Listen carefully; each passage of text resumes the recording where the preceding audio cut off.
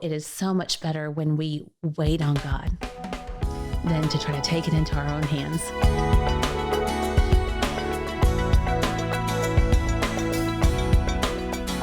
It's so interesting as you're talking about the loss of your husband and just how you and your kids responded to that. As I was hearing you talk and just thinking about how your husband was truly transformed into a man of God over the last 4 years of his life, how he became a different dad. He was a different husband. He really was a different man. It's so incredible to see how the Lord set that foundation for your family, for you, for your kids, and what a beautiful gift he gave you in that. Absolutely. And just knowing that without a doubt that Chuck is with the Lord. Right. I mean, had he passed before that, you may not have had that assurance, right? But because you truly saw how the Lord worked in it. And I think so much of that is going back to Monday's episode where you just trusted the Lord and you said, Lord, I'm going to be submissive to my husband.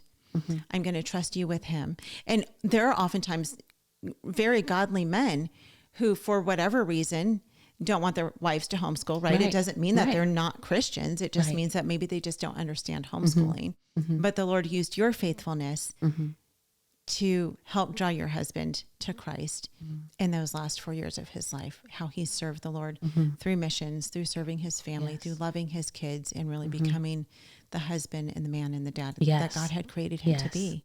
Oh yeah. When you see your husband, when you're used to serving him, and in a loving way, in a respectful way, not being, a servant, but truly serving out of a heart of respect and humility, because you love the Lord, but then you start seeing your husband serving you and trying to outdo you, the Lord's really working in his heart, and it was just, no marriage is perfect. No home is perfect, but when you see those glimpses of the fruit, and you start to see it blossoming and budding and blossoming and just truly becoming something beautiful.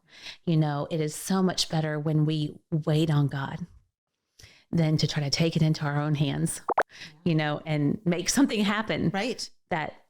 Without God. Yeah.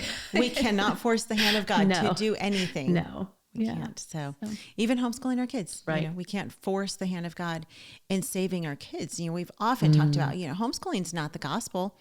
Homeschooling does not save our kids. I know plenty of kids who have gone to and go to public school and they love Jesus, and plenty of homeschool kids who have been homeschooled their whole lives and they've walked away from the Lord. Right. And so that's where us doing our job as parents, when we have our kids, whether they're in school or at home with us, and really just trusting the Lord as we do our best to parent them and disciple their hearts. Homeschool Insights is sponsored by CTC Math. If you're looking for a great online math program, visit ctcmath.com and try it for free. For more great homeschool inspiration and resources, listen to the Schoolhouse Rocked podcast every Monday, Wednesday, and Thursday.